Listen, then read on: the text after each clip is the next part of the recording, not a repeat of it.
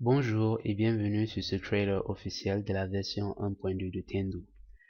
Je vous présenterai quelles ont été les récentes mises à jour et bien sûr à quoi il faut s'attendre puisque la version 1.2 est toujours en développement. Déjà, nous avons reçu récemment un bug d'un de nos utilisateurs qui déclarait que le background de la page de connexion n'était pas extensible, c'est-à-dire ne s'affichait pas sur les écrans de plus de 1200 px. Nous avons donc travaillé sur le background afin que ce dernier puisse s'afficher sur la plupart des écrans. Je vous présenterai maintenant la user bar qui a été modifiée. Cette user bar a été simplifiée depuis la version 1.0.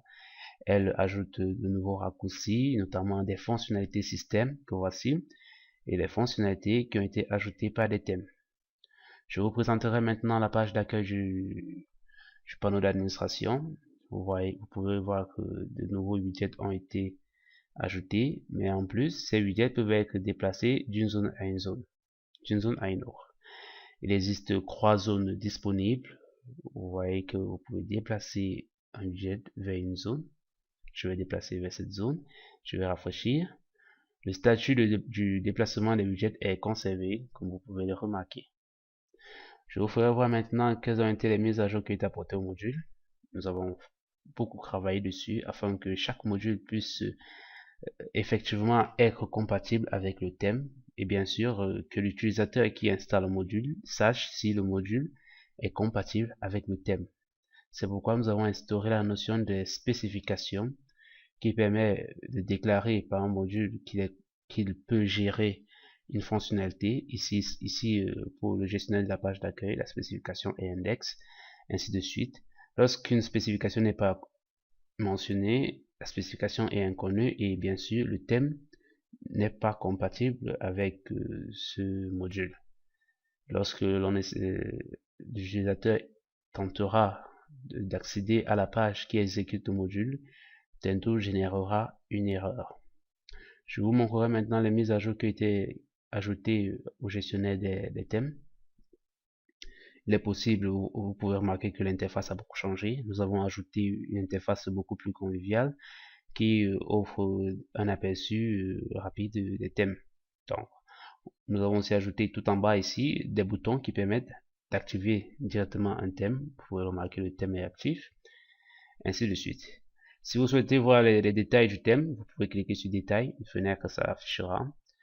Vous pourrez voir notamment le titre du thème et l'auteur du thème et une description. Depuis cette fenêtre, vous pourrez revenir sur le thème précédent et voir les détails, ainsi de suite, aller sur le thème suivant. Quitter pour sortir. Donc, cette modification, elle a été validée. Nous sommes en train de travailler actuellement sur le statut de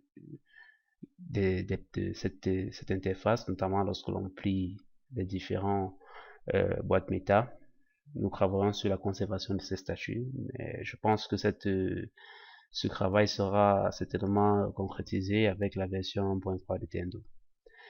Maintenant, je vous montrerai les modifications qui ont été effectuées sur la page des paramètres. Nous avons donc essayé de réorganiser les onglets.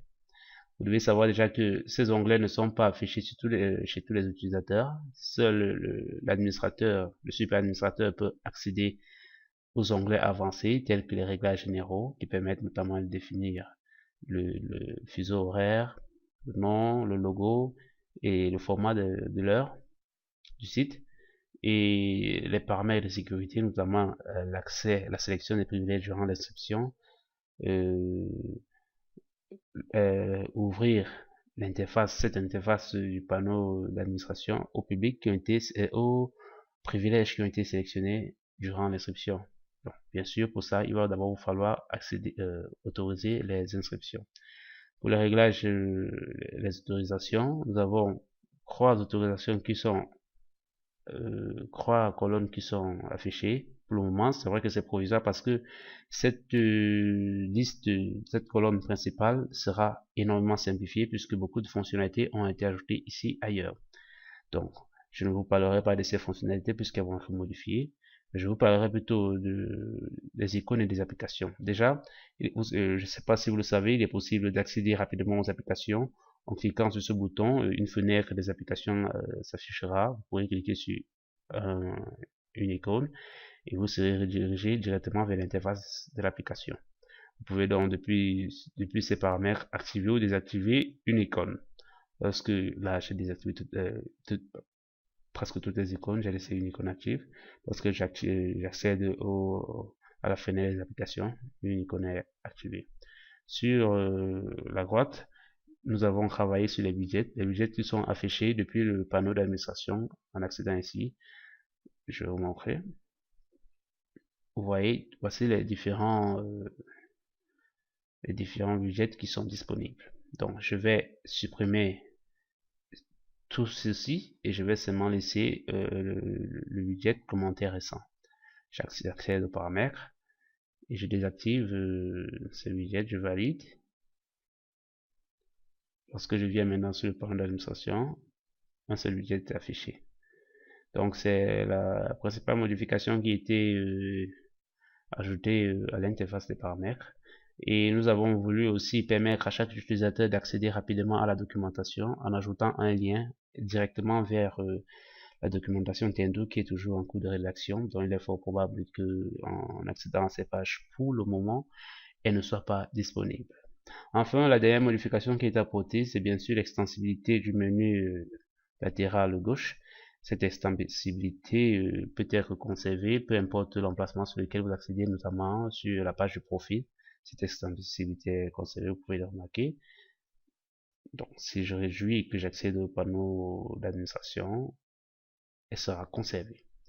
Bien, c'est tout ce qu'il y a à savoir pour le moment, pour cette version 1.2 de Tendo. Nous sommes toujours en train de travailler sur cette version et bien sûr, bientôt, elle sera disponible. J'espère que d'ici là, vous suivrez notre actualité sur Facebook ou Twitter. Passez une bonne soirée.